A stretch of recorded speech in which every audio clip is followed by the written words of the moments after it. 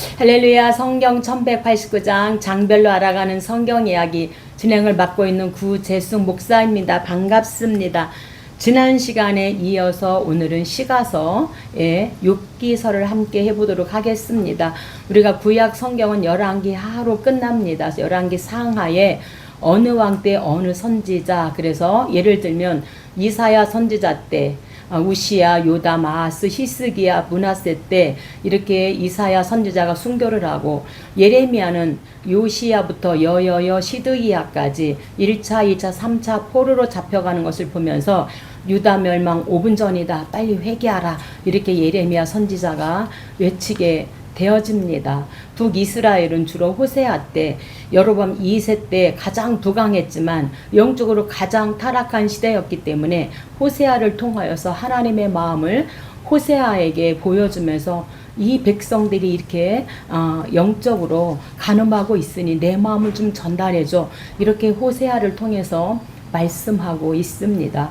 그리고 이제 이들이 1차, 2차, 3차 포로 귀환을 하게 되어질 때에 에스겔과 다니엘서를 통하여서 이제 유다가 회복될 것을 말씀하고, 다니엘이 깨달았던 예레미야가 예언한 그 70년이다, 이렇게 이제 예언을 하게 되어지고, 이들이 1차, 2차, 3차 포로 귀환하는 것이 에스라, 느헤미야, 에스더서입니다. 오늘은 이렇게 해서 우리가 역사서, 그 다음에 포로기, 포로 귀환 이렇게 하고, 오늘은 이제 시가서를 함께 해보도록 하겠습니다. 시가서는 욥기, 시편, 잠언, 전도서, 아가서인데 그 중에 오늘은 욥기를 함께 해보도록 하겠습니다.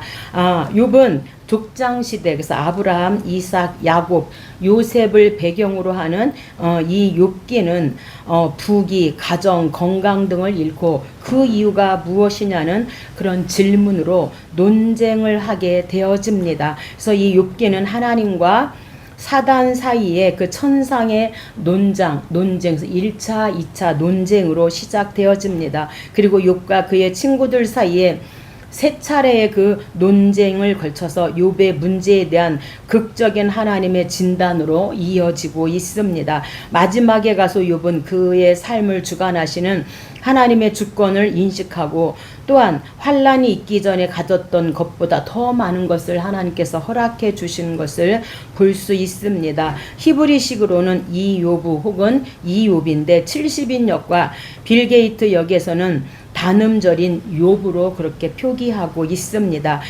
이를 따라서 개역 성경은 욥기라는 제목을 채택하게 되어집니다. 욥이라는 이 이름은 두 가지 의미로 해석될 수 있는데, 첫째는 이 이름이 박해를 뜻하는 히브리어 낱말에서 파생되었다면 박해받는 자란 뜻일 것입니다. 그러나 이 이름은 다시 돌아오다, 회개하다라는 뜻으로 아라비아 낱말에서 유래한 것으로 보는 것이 더 타당하다, 이렇게 봅니다. 그렇다면 이 이름의 뜻은 회개하는 자로 그렇게 우리가 보고 있습니다. 욥기서의 핵심 단어는 하나님의 절대 주권에 대한 인간의 절대 순종입니다. 핵심 구절은 42장 3절, 무지한 말로 이치를 가리는 자가 누구니까? 나는 깨닫지도 못한 일을 말하였고 스스로 말할 수도 없고 헤아리기도 어려운 일을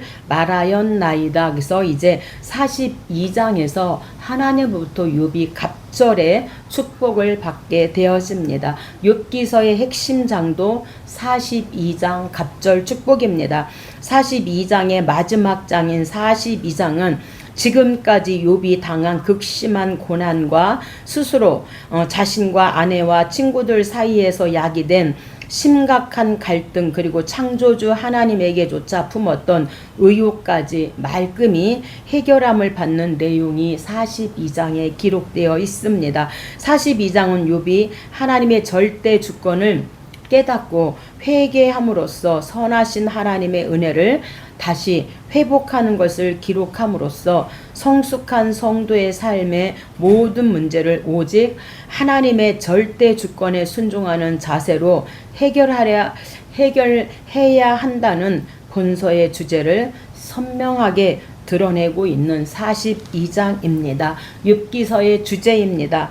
욥기서의 주제는 의인의 고난에 관한 주제입니다. 욥을 통해 의롭고 선하게 살아가는 사람이라도 엄청난 재난에 직면할 수 있음을 말씀해 주고, 둘째는 인간에게 닥칠 수 있는 고난의 차원을 폭넓게 드러내고 있습니다. 또한 셋째, 신정론에 관한 주제로 악인은 형통한 반면에 의인은 고통당하는 현실의 모순 앞에서 사람들은 종종 하나님이 살아 계시다면 도대체 이런 일이 있을 수 있단 말인가? 이런 회의를 갖게 되었습니다. 본서는 욥과 세 친구들의 변론에서도 이 문제가 심각하게 제기될 수 있는 것을 엿볼 수 있습니다.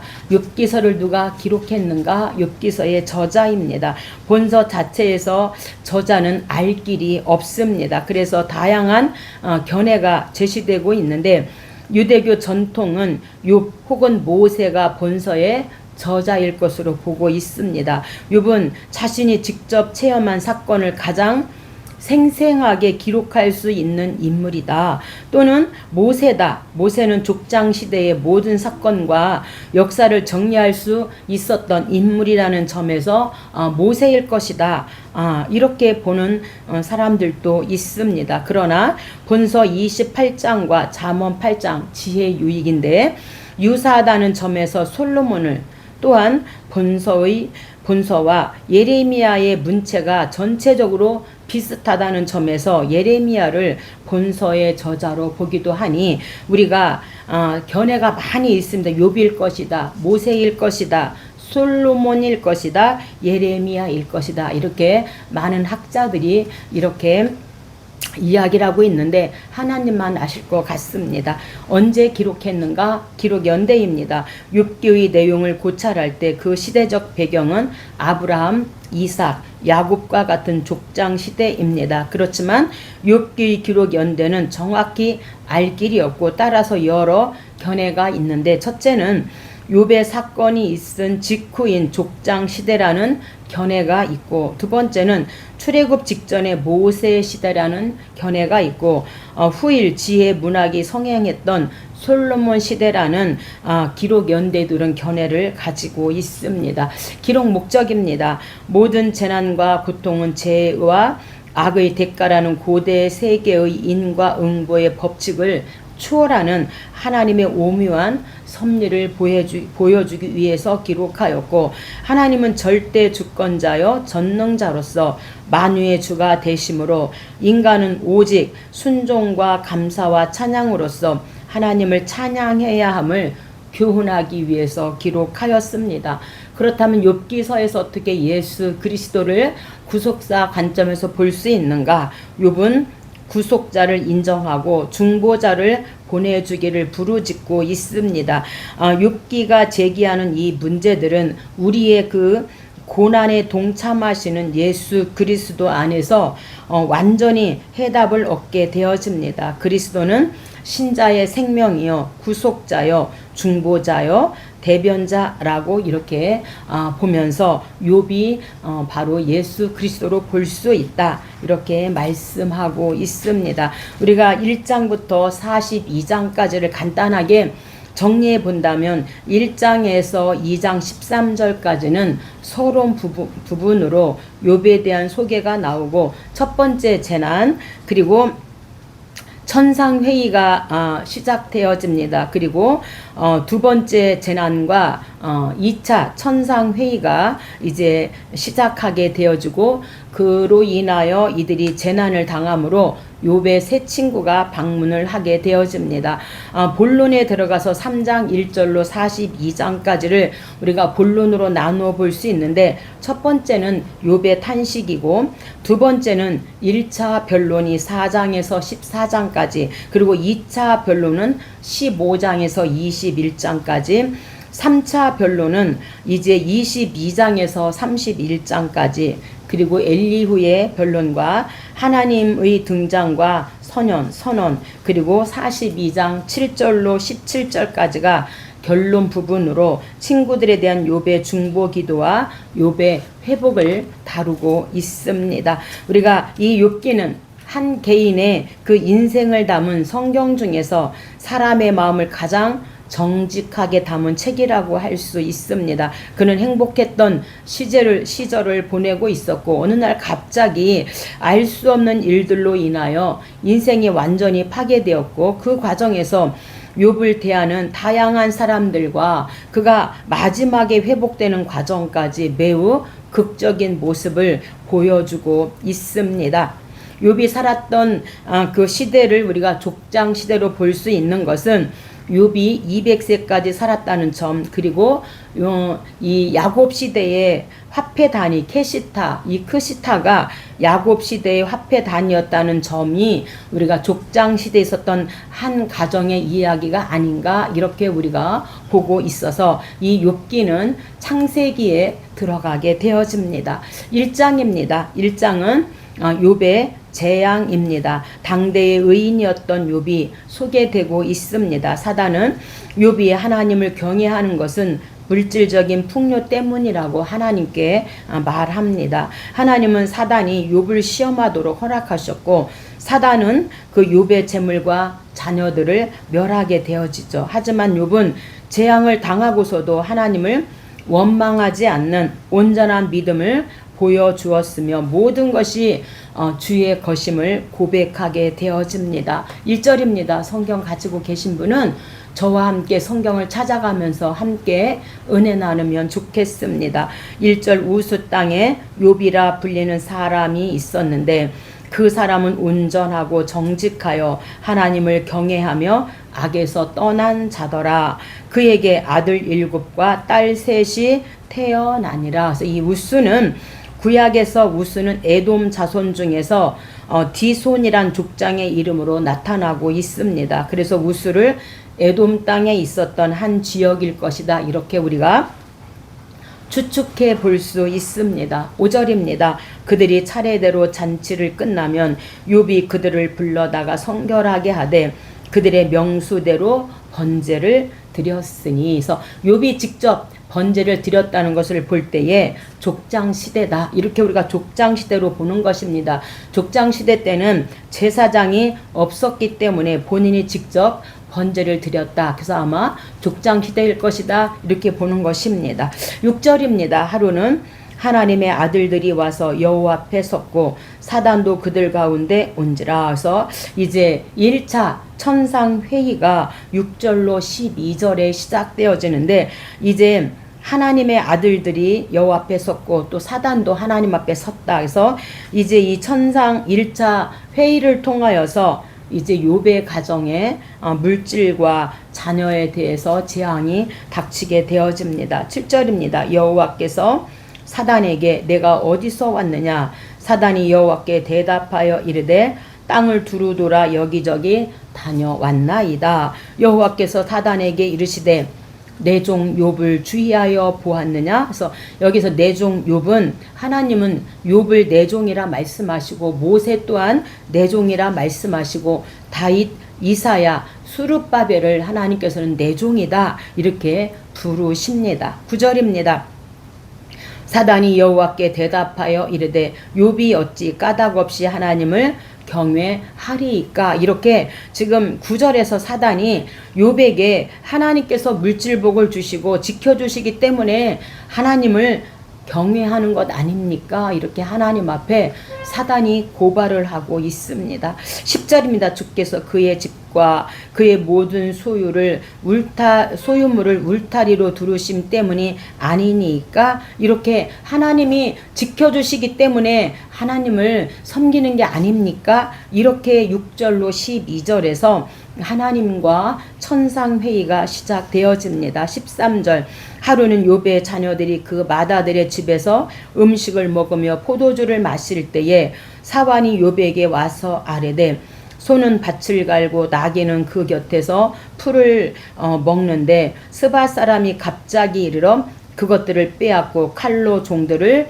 죽였나이다. 이 사단의 참소로 말미암아 욥의 집에 이제 물질 재앙이 임하게 되어집니다. 16절 또 한 사람이 아뢰되 하나님의 불이 하늘에서 떨어져 양과 종들을 살라 버렸나이다.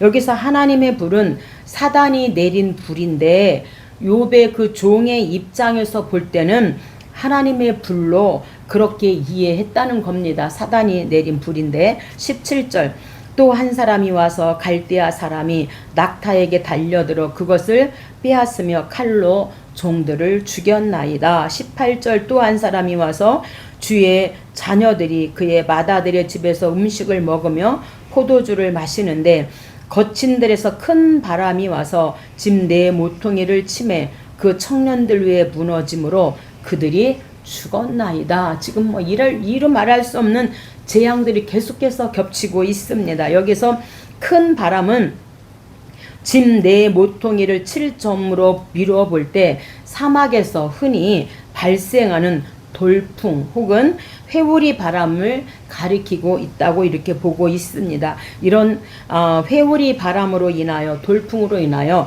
자녀에게 재앙이 닥쳤는데 아들 7명과 딸 3명이 다 이제 물질뿐만 아니라 자녀까지 죽게 되어집니다. 20절입니다. 욥이 일어나 겉옷을 찢고 머리털을 밀고 땅에 엎드려 예배하며 이르되 내가 모태에서 알몸으로 나왔사온즉 또한 알몸이 그리로 돌아가올지라 주시니도 거두시니도 여호와시니 여호와의 이름이 찬송을 받으실지니이다 하고 하나님을 원망하지 아니하니라. 정말 대단한 믿음이라고 생각합니다. 우리는 저 자신이 조금 아파도 아니면 자녀들이 아프면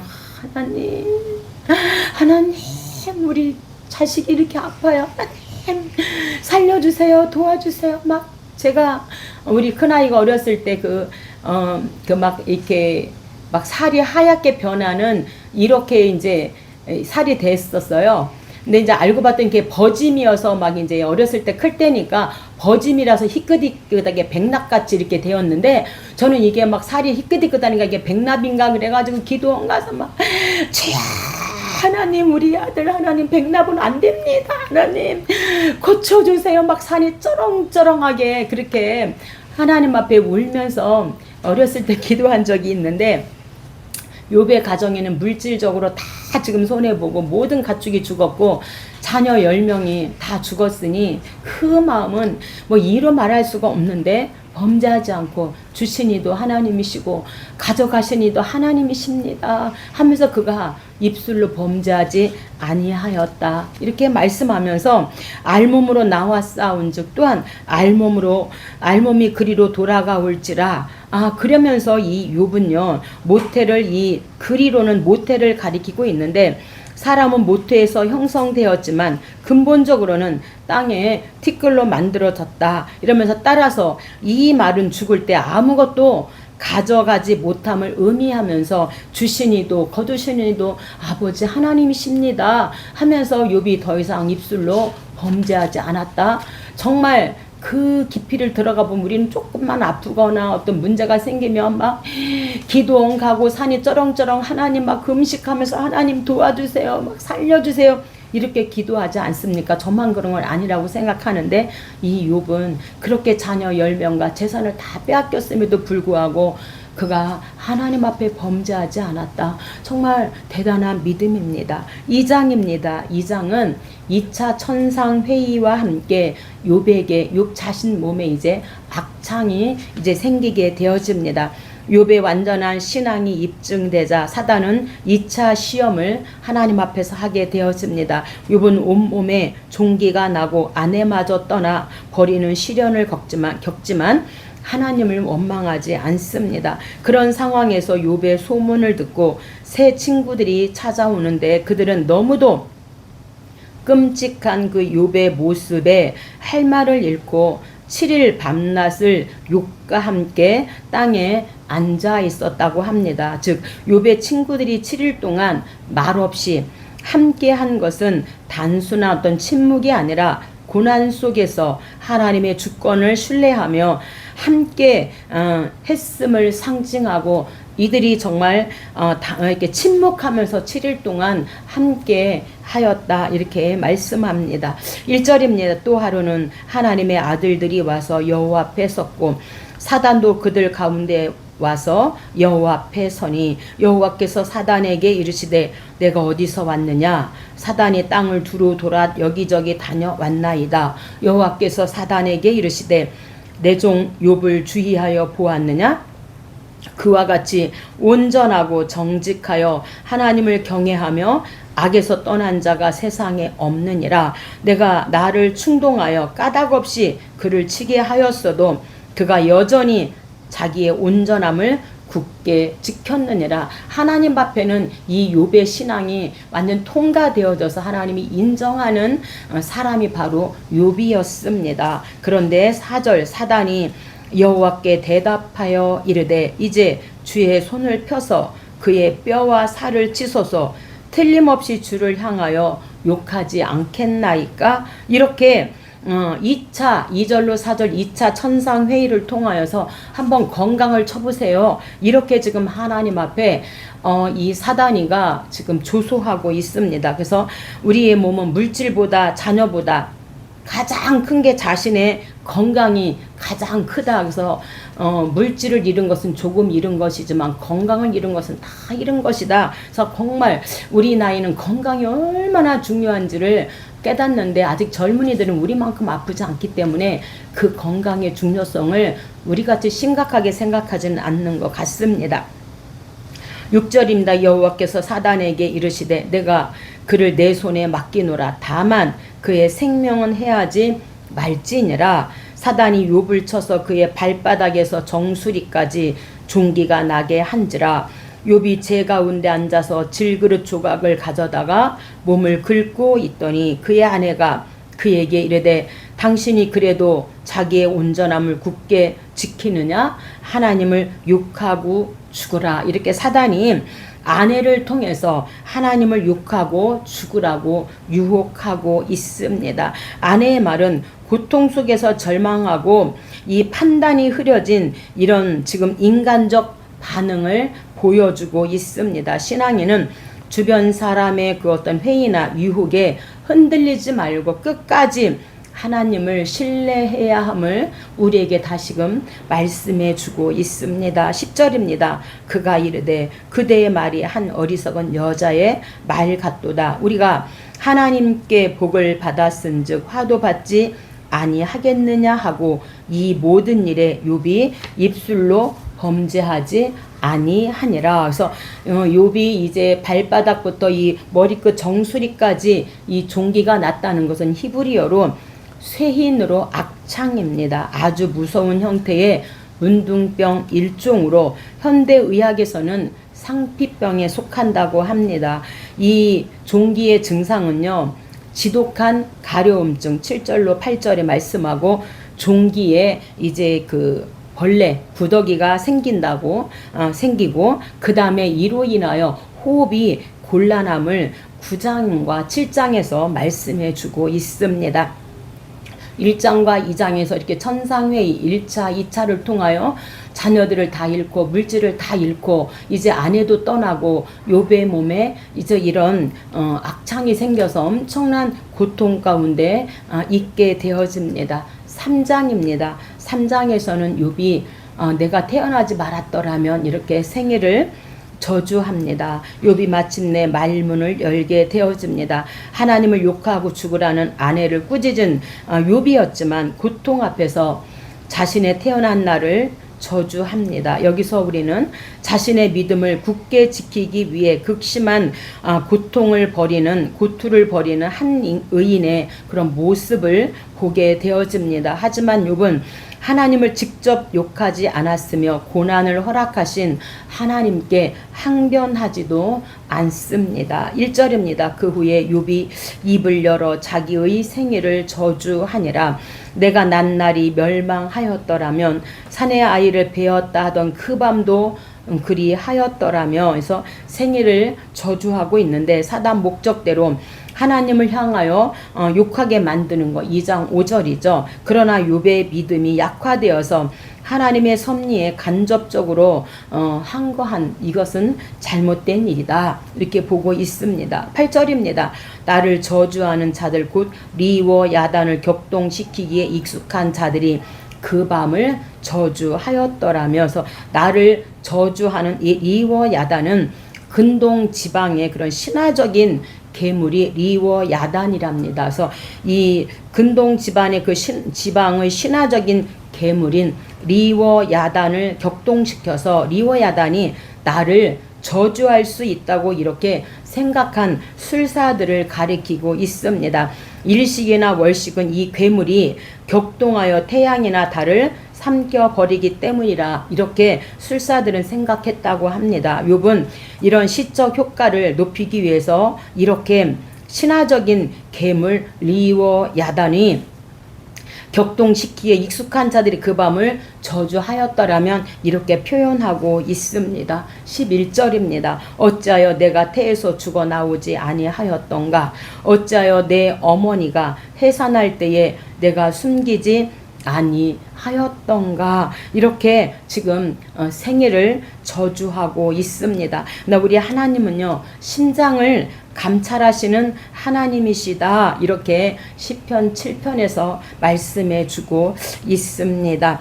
사장입니다. 사장은 이제 친구들이 처음에 7일 동안은 이렇게 침묵하고 함께 이렇게 지켜보다가 이제 7일이 지난 후부터 1차, 2차, 3차 이제 변론을 시작하게 되어지는 사장입니다. 사장과 이 5장은 이제 엘리바스라고 하는 친구가 1차 변론을 하는데 인과 응보다. 너가 잘못한 게 있으니까 이런 벌을 받게 되는 거 아니야? 이렇게 인과 응보라고 변론을 시작하게 되어집니다.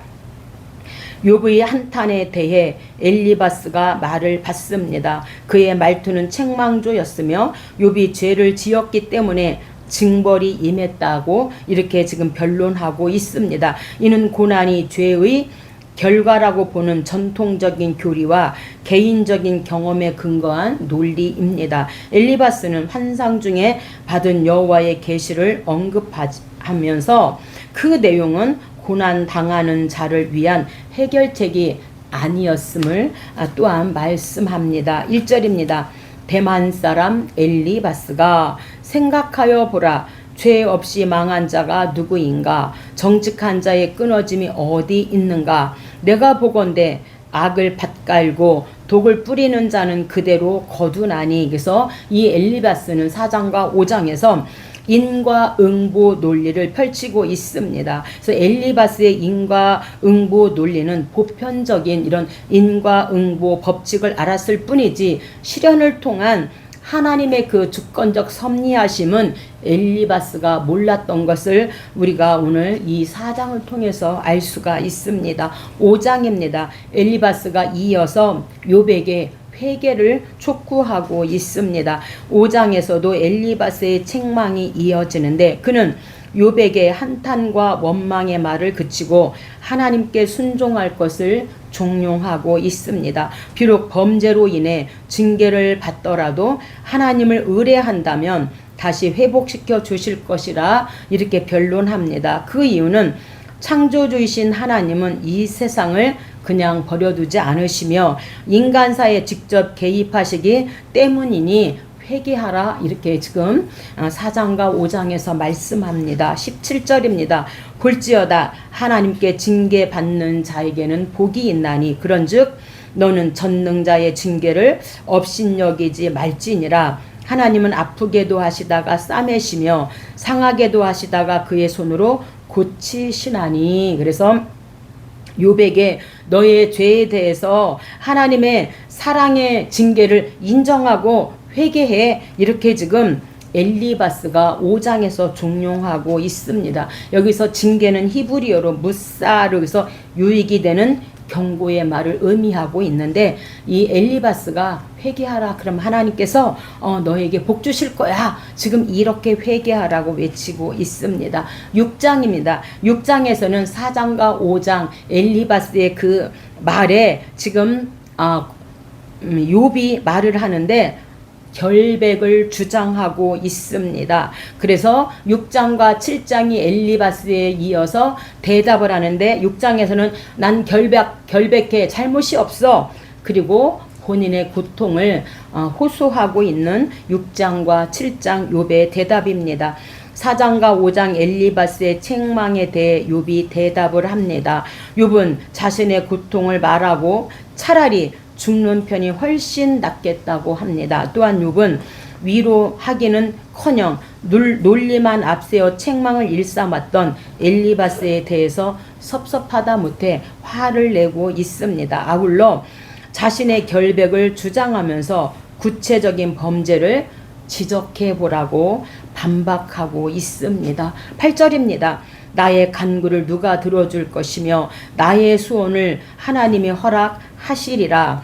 그러할지라도 내가 오히려 위로를 받고 그칠 줄 모르는 고통 가운데서도 기뻐하는 것은 내가 거룩하신 이의 말씀을 거역하지 아니하였음이라. 그래서 그칠 줄 모르는 이 고통은 욥기 2장 7절로 8절 지독한 가려움증, 중기에 벌레가 생김으로 호흡이 곤란하고 그럼에도 자신은 나는 죄가 없다 이렇게 지금 결백을 주장하고 있습니다. 7장입니다. 이어서 나는 결백해 죄가 없지만 난 지금 너무나 고통스러워 고통을 호소하고 있습니다.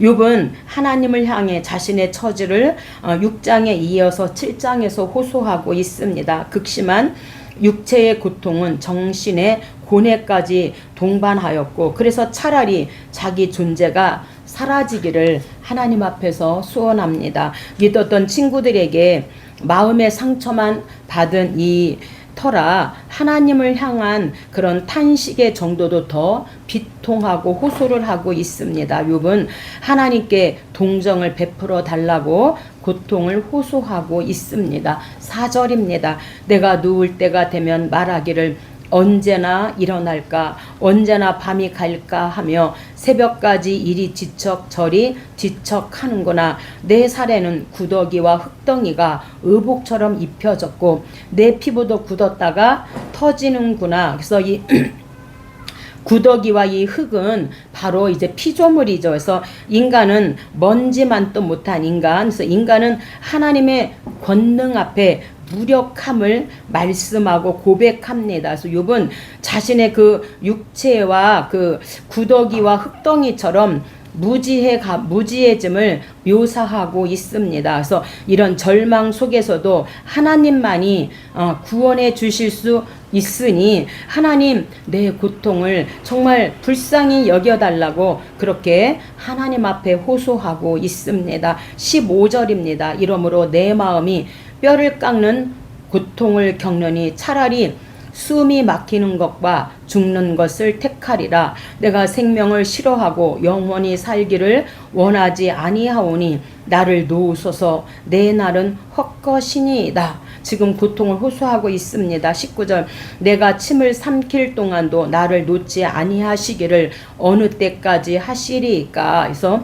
내가 생명을 싫어하고 영원히 살기를 원하지 않는다. 이렇게 16절에서 19절에 말씀하고 있는 것은 욥은 자신의 종말이 다가옴을 느끼면서 그의 생활이 무의미하다고 말하고 있습니다. 그가 이해할 수 없는 것은 자신과 같이 비참한 사람을 계속 감시하시며 위협하시는 하나님이란 뜻으로 내포하고 있습니다. 이 구더기는요 흰색을 띠고 연하고 밋밋한데 실처럼 우리 팔뚝 정도 이렇게 가느다란 그런 밋밋한 그런 구더기가 온몸을 다 덮었으니 그 고통과 참상은 이루 말할 수가 없습니다. 저도 어깨를 좀 많이 아파봤기 때문에 또 수술을 해봤기 때문에 알지만 어깨 이렇게 많이 아플 때 이렇게 누우면 딱 5분만 되면은 통증이 시작되어지면 밤새 이 통증 때문에 한숨도 잘 수가 없어요.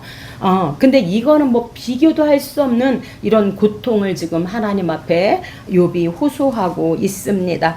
8장입니다. 8장은 이제 빌닷의 이제 변론입니다. 빌닷은 미약하지만 창대하게 될 거야. 이렇게 지금 미약과 창대에서 1차 변론을 하고 있습니다. 욥의 반박과 호소를 듣던 이 빌닷이 입을 열게 되어집니다. 그 역시 욥의 자녀들이 범죄했기 때문에 급작스러운 죽임을 당했으며 욥 역시 죄로 인한 징벌을 받고 있으므로 죄악을 고백하고 하나님 앞에서 회개하라는 것입니다. 또한 악인의 결국은 패망으로 끝날 수밖에 없음을 정황하게 설명함으로써 은근히 욥을 향해서 압박을 가하면서 너가 회개한다면, 지금은 미약하지만 회개한다면 하나님께서 창대하게 해주실 것이다. 그러니 회개하라. 지금 이렇게 빌닷이 1차 변론을 하고 있습니다. 1절입니다.